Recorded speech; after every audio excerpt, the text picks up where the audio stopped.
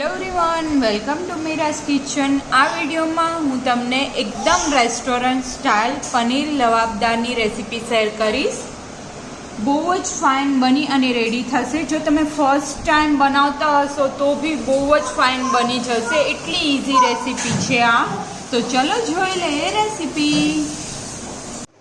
તો અત્યારે પનીર લઈ લીધું છે, એના મોટા ડાયસીસ કરી લઈશું।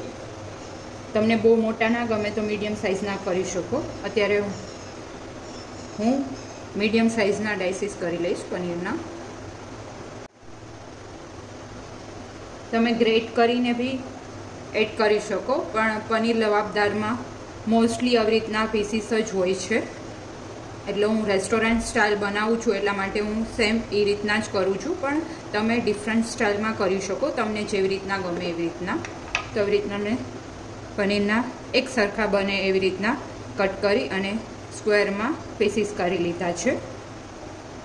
તો આવી રીતના સેમ જેવડી સાઇઝના આપણે પનીર કટ કર્યા છે એ જ સાઇઝના મેં અત્યારે કેપ્સિકમના બી ડાયસીસ કરી લીધા છે।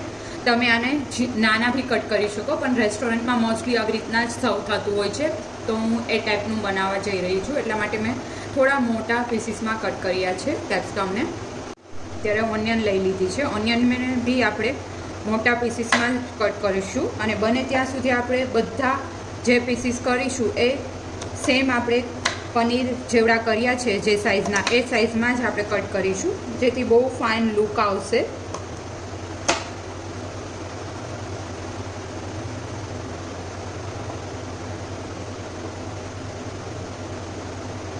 તો આવી રીતના કટ કરી અને પછી અલગ અલગ રિમૂવ કરી લેવાની છે। અત્યારે મેં મોટી ઓનિયન લીધી છે એટલે આપણે હાફ જ એડ કરીશું, પણ જો તમે નાની ઓનિયન લીધી હોય તો એક આખી એડ કરવાની। આવી રીતના અલગ કરી દઈશું।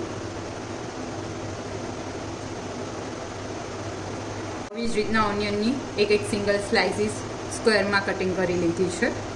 સબ્જીની ગ્રેવી બનાવવા માટે અત્યારે એક મેં પેન લઈ લીધું છે અને એમાં આપણે 1 ટેબલ સ્પૂન જેટલું ઓઇલ એડ કરી દઈશું। ગેસ ઓન કરી લેવાનો છે। તેલ ગરમ થાય એટલે એમાં લસણની કળી એડ કરી દઈશું। લસણની કળી થોડી ક્રેકલ થવા માંડે એટલે એમાં આપણે કટ કરેલી ઓનિયન એડ કરી દઈશું અને હવે ફ્લેમ સ્લો કરી દેવાનું છે।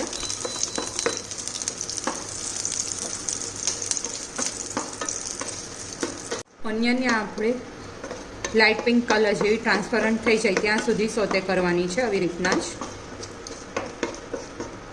તો અત્યારે ઓનિયન આપ જોઈ શકો છો લાઇટ પિંક જેવી થઈ ગઈ છે અને ટ્રાન્સપરન્ટ થવા લાગી છે।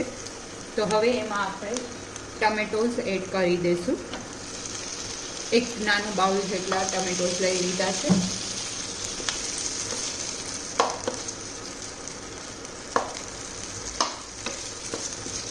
એના બી કૂક થવા દઈશું।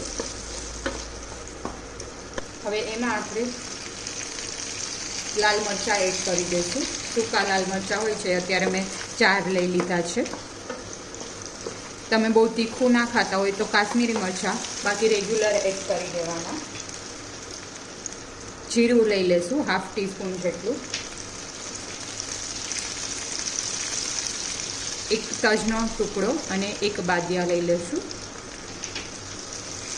3 એલચી લઈ લેશું। તમાલપત્ર એક લઈ લઈશું, એડ કરી દઈશું।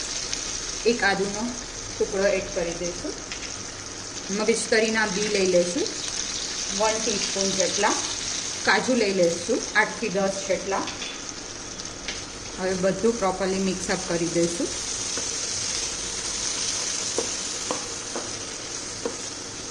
મરચાં બી અત્યારે જ એડ કરી દીધા છે જેથી કરીને બધું સોફ્ટ થઈ જાય। ટામેટાનું મોઇશ્ચર હોય તો એના લીધે બધા ઇન્ગ્રીડિયન્ટ્સને સોફ્ટ કરી દેશે। પિંચ ઓફ હળદર એડ કરી દઈશું, જેનાથી બહુ ફાઇન ગ્રેવીનો લુક આવશે। કલર એકદમ ફાઇન આવી જશે, જેવી આપણે બહાર ગ્રેવી મળતી હોય છે સબ્જીમાં હોય છે એ ટાઈપની જ બની અને રેડી થશે।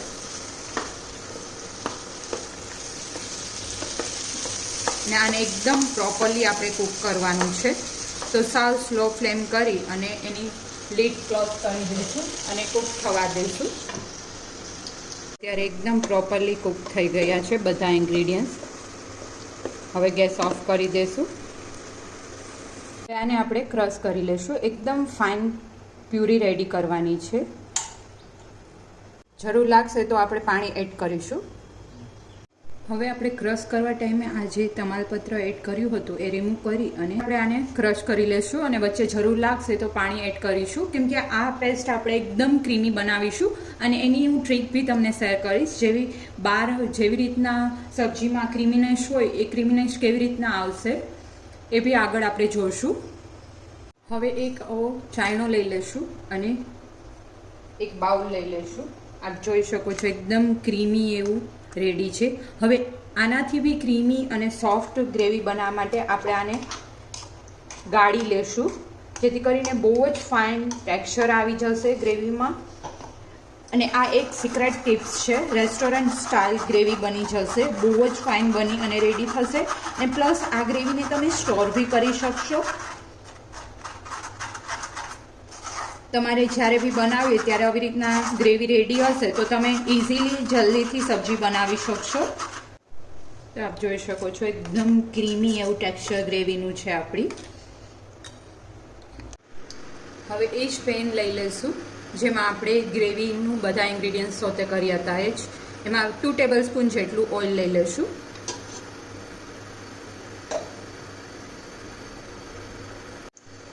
તેલ ગરમ થાય એટલે એમાં આપણે પનીર એડ કરવાના છે.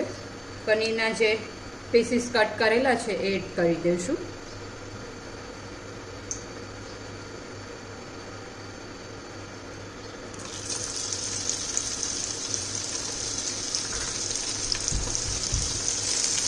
અને ગેસનો ફ્લેમ સ્લો રાખવાનો છે.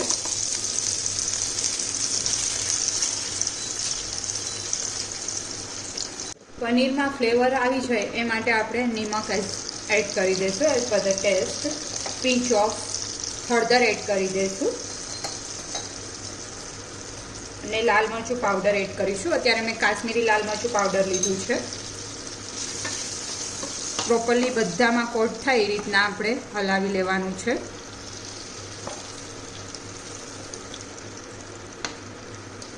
અત્યારે મેં ઓઇલ વધારે જ લીધું છે. આમાં જ આપણે સબ્જીને બનાવી લેશું એટલા માટે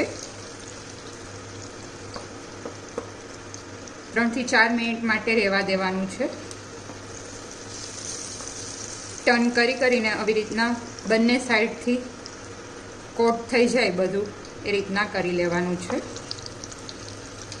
તો આપ જોઈ શકો છો થોડો ગોલ્ડનિશ કલર આવી ગયો છે પનીરમાં. હવે બીજી સાઈડ બી સેમ રીતે આપણે કૂક કરી લઈશું, જેથી બહુ ફાઇન ફ્લેવર બેસી જશે પનીરમાં.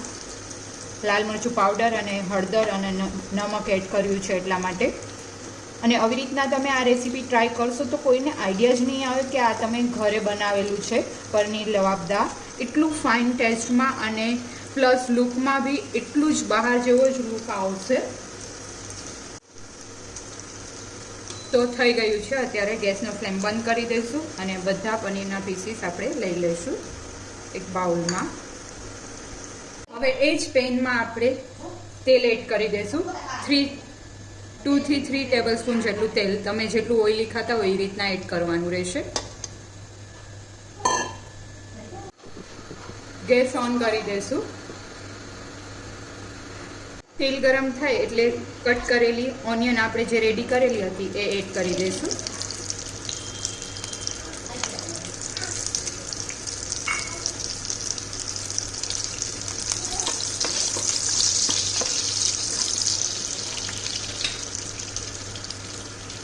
અને કેપ્સિકમ એડ કરી દઈશું.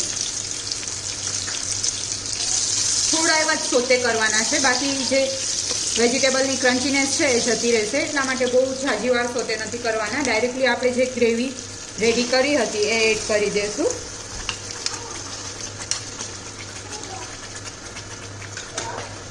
અને ગેસનો ફ્લેમ થોડો સ્લો કરી લેશું. થોડી ગ્રેવી ઉકળી જાય પછી એમાં આપણે પાણી એડ કરીશું. ગ્રેવીવાળું જે બાઉલ છે એમાં જ મેં પાણી અત્યારે લઈ લીધું છે અને એડ કરી દઈશું. આને આપણે ઉકળવા દઈશું. સ્લો ફ્લેમ ઉપર જ ઉકળવા દેવાનું છે, પરફેક્ટ કન્સિસ્ટન્સી આવે ત્યાં સુધી.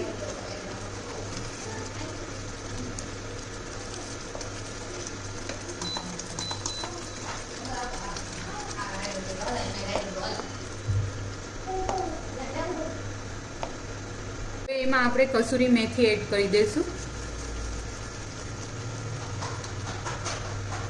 કસૂરી મેથીથી બહુ જ ફાઇન ફ્લેવર આવી જશે સબ્જીમાં. પનીરના જે ક્યુબ કરેલા હતા આપણે એ એડ કરી દઈશું.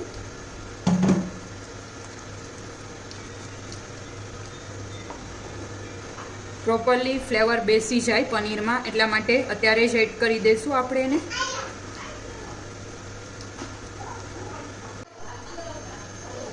સોલ્ટ એડ કરી દઈશું as per the test. Sweetness માટે થોડી એવી શુગર એડ કરી શકાય. રેસ્ટોરન્ટમાં ને એમાં એડ કરતા જ હોય છે, પણ અમારા ઘરે નથી ખવાતું એટલા માટે અત્યારે હું નથી શુગર એડ કરતી, પણ આપ કરી શકો. હવે એનું લીડ ક્લોઝ કરી અને એકદમ થીક ગ્રેવી થાય ત્યાં સુધી આપણે એને કૂક કરી લેવાની છે. અને ગેસની ફ્લેમ સાવ સ્લો જ રાખીશું. થોડો એવો પંજાબી મસાલો એડ કરી દઈશું, અથવા તો તમારી પાસે પંજાબી મસાલો ના હોય તો ગરમ મસાલો બી તમે એડ કરી શકો. એનાથી બી બહુ ફાઇન ફ્લેવર આવી જશે, પણ બહુ ઝાઝો એડ કરવાની જરૂર નથી કેમ કે ઓલરેડી આપણે ખડા મસાલા ગ્રેવી બનાવવામાં યુઝ કરેલા જ છે એટલા માટે.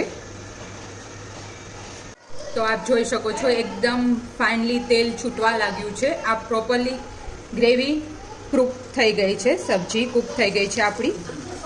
અને સબ્જીની જે ગ્રેવીની કન્સિસ્ટન્સી છે એ બી એકદમ ફાઇન થીક થઈ ગઈ છે. ગેસ ઓફ કરી દઈશું જેથી કરીને ધાણા ભાજીનો કલર એકદમ ગ્રીનિશ જ રહે.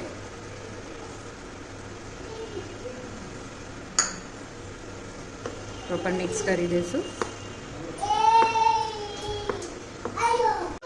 ઉપરથી થોડું બટર એડ કરી દઈશું જેથી એકદમ ફાઇન ક્રીમી ટેક્સચર આવે આપણી સબ્જીનો. અને પ્રોપરલી મિક્સઅપ કરી દઈશું.